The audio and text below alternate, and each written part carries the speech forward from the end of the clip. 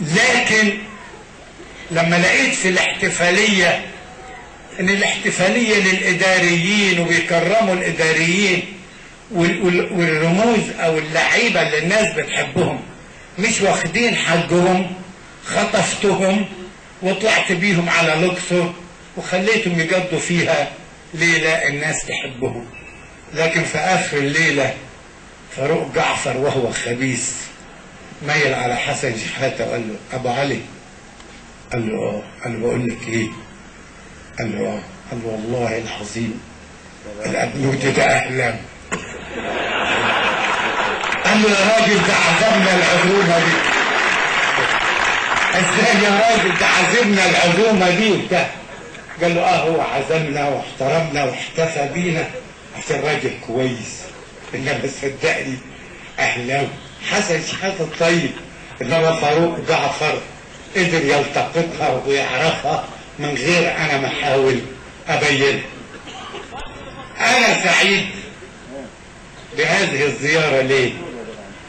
لاني اول مرة ارافق هذه الرموز الرائعة في تاريخ الرياضة المصرية، وانا سعيد لاني بحتفل فعلا بمرور 100 سنة. انا اظن ان احنا يمكن اقدم نادي رياضي في الامة العربية كلها ويمكن الافريقية. 100 سنة كانت الدنيا يعني غيم وضبابة وحاجات كده، وكانت مصر بتلعب وكانت مصر بتشارك في اولمبياديات عالمية وبتكسب. يعني مصر كان لها سمعة طول عمرها، سمعة رياضية زي ما لها سمعة في الشعر، زي ما لها سمعة في السينما، زي ما يعني لها سمعة في التلفزيون، في الكتاب. احنا شعب سباق، دائما كنا سباقين، واتمنى دائما ان نظل سباقين. فانا اولا فخور لاني مع الراجل السيد المحافظ ده، وانا دائما كل ما اجي اشوف في اسوان شيء جديد، دائما ارى في اسوان شيء جديد.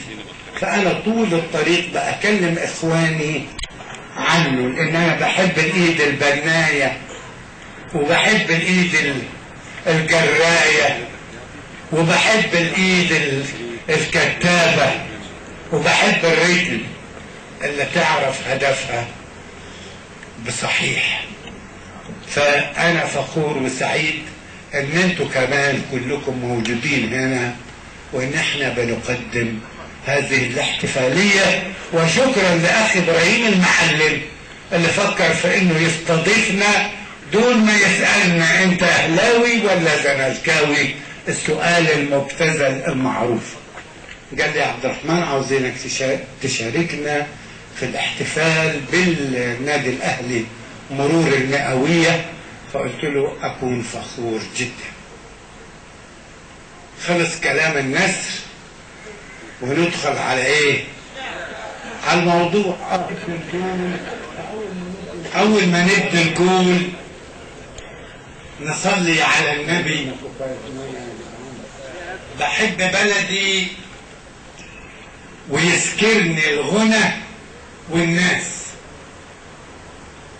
واحب صوت المكن لما يكون داير، واحب جمح السنابل واعشق الدراس، واحب شال الربيع على كتاف بستان، واغوى سريخ النبات تحت سن الفاس.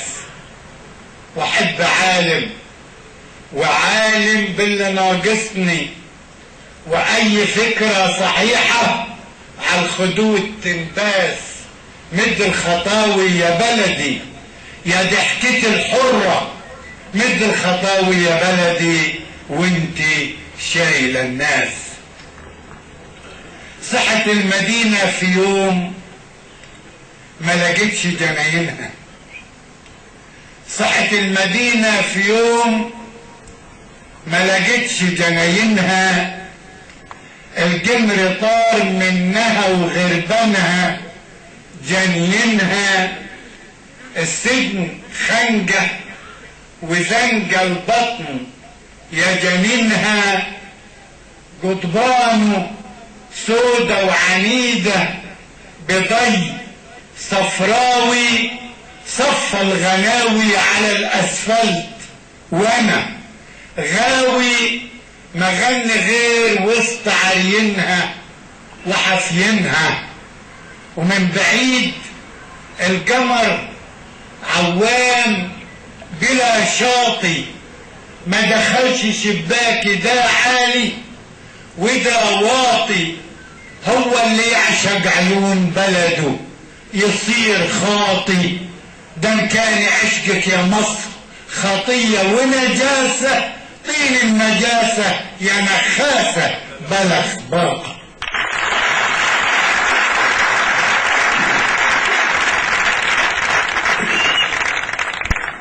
قصيدة اسمها خيط الحرير. خيط الحرير. الليل جدار، إذا يدى نديك من عليه يطلع نهار. الليل جدار، إذا يدى نديك من عليه يطلع نهار. وتنفلت من قبضة الشرق الحمامة أم الجناح. أم الجناح أبيض في لون قلب الصغار. يا حبيبتي يا ام خصلة مهفهفة، قلب اللي مرعوش الأمان لسه بيحلم بالدفى. والشمس كلمة طيبة وفيها الشفا. قلب اللي كان جرب يموت لسه بيحلم بالبيوت، زي الخرز والضرب خيط حرير، ولاضم كل حيط وفي كل دار يترش حب الحب غير، يتنفس البلاد على الباب الكبير وبرضه ملضوم بالحرير. يا ام العيون الدفيانين، لو تعرفي من فين ثمار النيل منين، اوعك تقول ان جوفه حب طين اسمر لان الشمس فوقه من سنين. لو تعرفي طول السنين على شاب عريان البدن وبدرعاته المكشوفين، وانتي عينيك اسمروا من شيل الحنين، ولانهم متكحلين بشيء حزين، بشيء في كل عيون صحابي الطيبين اللي في عينيهم انتظار، والليل جدار اذا يبدأ نديك من عليه يطلع نهار.